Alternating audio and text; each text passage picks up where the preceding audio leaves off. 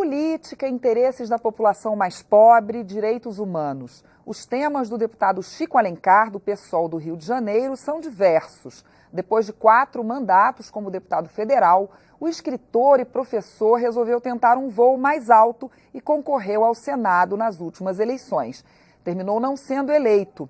Chico, que começou a carreira como professor de História no ensino médio e tem mais de 30 livros escritos, virou uma referência na Câmara pela facilidade com que fala sobre vários assuntos. Vai ser lembrado também pela forte luta contra a corrupção. É com ele que eu converso agora. Eu sou Mariana Monteiro e este é o Palavra Aberta, um programa da TV e da Rádio Câmara. Olá, deputado, como vai? Tudo bem, Mariana. Seguindo a vida, tocando em frente. Pois é, já tem planos? Eu sou da UFRJ, vou retornar, fazer doutorado, que a vida parlamentar te limita muito nesse aspecto, e trabalhar num projeto chamado Universidade da Cidadania, que vai manter a minha vinculação com os movimentos sociais, com os movimentos populares, ou seja, vou continuar atuando. Política você não faz apenas no parlamento ou nos governos, você faz no cotidiano, né? A política miúda da polis, da cidade, do gregário, de estimular a ideia da solidariedade, da qual o Brasil e o mundo tanto carecem. Certo. Deputado, quando as pessoas pensam no senhor aqui na Câmara, lembram sempre daquele deputado aguerrido, lembram também da época do ex-presidente da Casa, Eduardo Cunha, né? O senhor foi uma das pessoas que mais atuou naquele caso e ele terminou sendo preso e está preso até hoje, né? O senhor tem essa questão da corrupção, de lutar contra a corrupção como uma das suas principais lutas? Mariana, eu diria que não é uma escolha. Eu preferia não ter, junto com a minha bancada, e o trabalho do parlamentar é sempre em equipe. Sem a minha equipe, que me acompanhou nesses quase 16 anos, eu não seria nada, não produziria nada, não formularia nada, não apresentaria os 104 projetos de lei, as mais de 600 proposições legislativas, porque o parlamentar ele fiscaliza os governos, tem obrigação, mesmo que seja um governo do seu próprio partido, ele estimula a organização da população, ele chama o povo para se inserir no parlamento, diminuir um pouco esse abismo que existe entre o parlamento ou o mundo da política e a própria sociedade. Agora, quando você vê gente, grupos, atingindo a ética pública, agindo nas sombras, servindo a interesses corporativos inconfessáveis, aí você tem que agir. Por isso existe o Código de Ética e Decoro Parlamentar, o Conselho de Ética,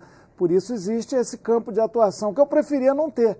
Mas, e para mim isso é elementar, o básico, fundamental é agir com honestidade, independente da sua visão de mundo, da sua ideologia. Mas tem isso que ser um norte, na verdade já deveria ser, se partir dali. Virou uma virtude, não devia ser. Mas eu cumpri, junto com minha bancada, sempre a obrigação, né? Quando não fiz com o menor prazer. Agora é melhor. Eu estou sem mandato futuro, disputei o Senado, foram 1.281.373 votos, mas mesmo assim, no Rio de Janeiro, isso não foi suficiente para ter uma cadeira no Senado. A bancada do PSOL dobrou, partiu de... somos 5, seríamos 10. De 5 para 10. E eles vão me representar muito bem. Agora, a questão da corrupção é estrutural, é sistêmica. Há quem diga que começou com a expedição do Cabral, quando o escrivão Pero Vaz de Caminha já pede um favorzinho ao rei para soltar um genro dele lá que estava preso por ter roubado uma igreja. Primordial?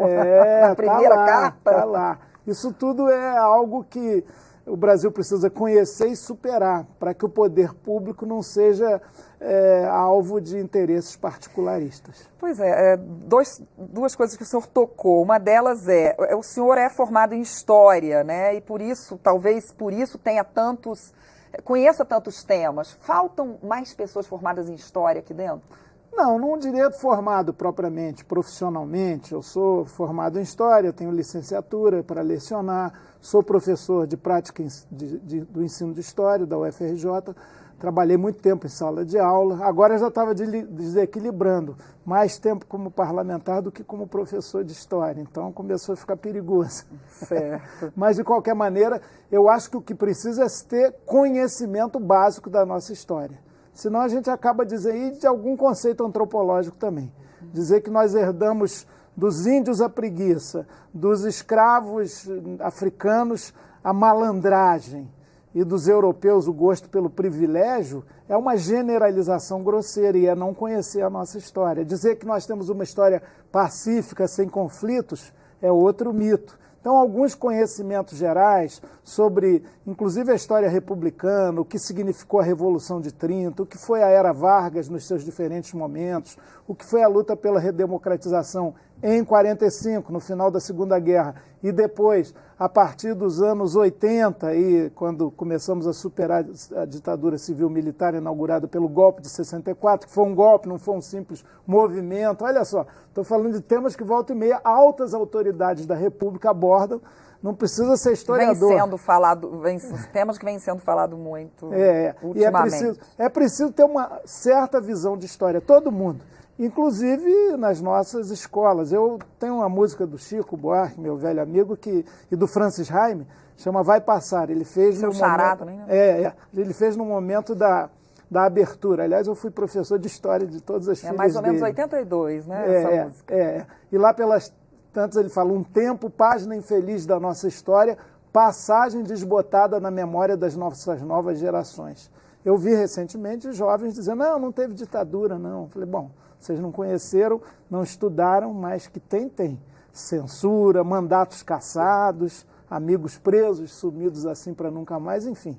É preciso conhecer a história, ajuda muito. Eu acho que ela te ajuda, inclusive, a não desesperar, né? Ter uma paciência, saber que nada é definitivo. Outro dia tinha uma piada inclusive por aí, pelas redes, dizendo que Chico Buarque, quem diria, naquela época do golpe foi necessário, e agora é ele de novo, né? Ele voltou, o Chico. A arte, né? Eu diria, ele próprio não gosta de personalizar muitas coisas por temperamento e compreensão de que nós, individualmente, somos muito pouco, um grãozinho, uma poeirinha cósmica, né? E nossa vida passa depressa. Agora, é preciso a gente ter muito cuidado, porque quem não conhece a história fica condenado a revivê-lo da pior maneira. Então, eu acho que a gente não tem épocas históricas que se repetem, mas que guardam similaridades. É preciso estudar um pouquinho, conhecer um pouco, não precisa ser um estudioso de leitura de 1000 livros, mas conhecer um pouco certas situações de retrocesso, de obscurantismo, para a gente conseguir enfrentar isso e ter um horizonte utópico do vir a ser, do sonho. Não é andar no mundo da lua, não, mas ter os pés no chão, mas sonhando alto numa sociedade melhor. Que a Constituição de 30 anos do Brasil, produzida num momento histórico muito bonito, ela indica, eu acho que ali tem elementos do que a gente quer ser como nação, solidária, igualitária, fraterna. Eu não sei se a gente vai ter tempo de falar de dois projetinhos do senhor, mas já que o senhor falou nessa questão da Constituição, eu queria lembrar uma obra como escritor sua, que foi... Passarinhos e Gaviões, né? Era um livro que o senhor escreveu no fim dos anos 80 para crianças. Sobre o que era esse livro? Uma fábula da Constituinte, à época. De 88. A partir de uma história que eu vi o Dom Mauro Morelli, bispo católico de Caxias e São João de Meriti, no Rio de Janeiro, ele agora está afastado, já se aposentou, mas ele contou uma história que ele ouviu no México, de onças, gatos, leopardos. Eu fiquei com aquilo na cabeça. Uma fábula é sempre atribuindo aos bichos algumas qualidades ou defeitos dos seres humanos e das nossas sociedades. Então eu fiz a fábula da Constituinte para estimular nas escolas o debate sobre a nova organização jurídico-política do país. E o livro foi um sucesso danado. O Passarinhos e Gaviões teve Quem eram os gaviões e quem eram os passarinhos? 33 edições. Olha, o livro está atualizado, agora é uma fábula da democracia. E está aí, é da Editora Moderna, tem uma edição muito bonita. Eu fico muito feliz quando vejo alguma escola debatendo o tema lá. É a visão autoritária e a visão democrática. A visão de quem acha que resolve tudo sozinho, que é super-herói, e a das coletividades que se organizam. O mais é no livro, né? Tá na certo. historinha. É uma fábula infantil, mas que isso me dá uma profunda alegria, porque pô, você está semeando alguma coisa que fica para as outras gerações, que virão depois de nós. É isso. Eu queria perguntar para o senhor sobre um projeto do senhor, porque o senhor está em 12 comissões, né? No momento agora, pelo que eu vi na internet. Não, 12 não. Só se considerar a comissão externa disso toda. Considera PEC, comissão de PEC, tá. considera comissões especiais, não são só as comissões fixas da casa, permanentes, exatamente. E algumas delas analisam exatamente PECs. Uma delas tem uma PEC que visa extinguir o foro especial de políticos no caso de crimes comuns. Como está hoje isso? O senhor acredita que ela tem alguma chance de passar? Olha, eu acredito que sim. Houve uma paralisia da tramitação dessas matérias, porque o próprio Supremo, às vezes legislando na nossa ausência, no nosso vácuo, já resolveu, em parte, retirou a prerrogativa de foro, que é chamado foro privilegiado, de quem exerce mandato público, né? Tanto que muitos casos de quem não tem mais mandato vão ser remetidos para a primeira instância.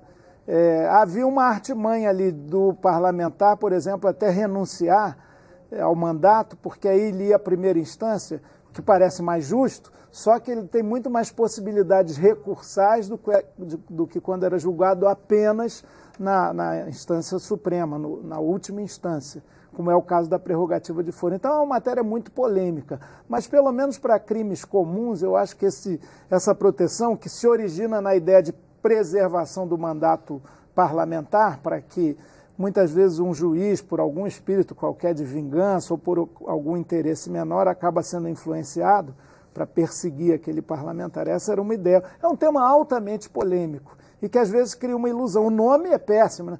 Foro privilegiado. Quem vai defender algo privilegiado para uns poucos?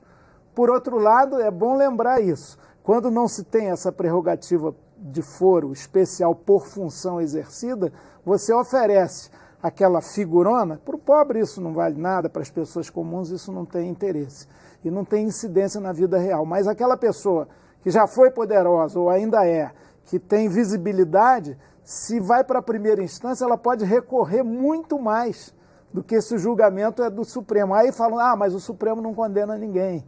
Parece que agora teve o primeiro da Lava Jato. Então, um deputado aqui que continua exercendo mandato. Então, olha, esse mundo é complicado, mas eu acho que quanto mais a gente simplificar a ideia, a agilidade à justiça, isso sim, sem abrir mão do direito de defesa, é óbvio. É difícil equilibrar isso. É muito verdade. Difícil, né? Mas então essa PEC, ela parou um pouco, né? Como várias outras, inclusive essa muito grave, da regulamentação do teto remuneratório de servidor público, que está na Constituição, mas muita gente dos 3 poderes e do Ministério Público ganha bem acima do teto e não abre mão disso. Eu estou vendo na comissão especial, da qual eu faço parte, como há resistências a se fixar, como se ganhar 33 mil brutos fosse pouco. É pouco, gente. Isso no serviço público. Deputado, eu agradeço a sua presença, infelizmente.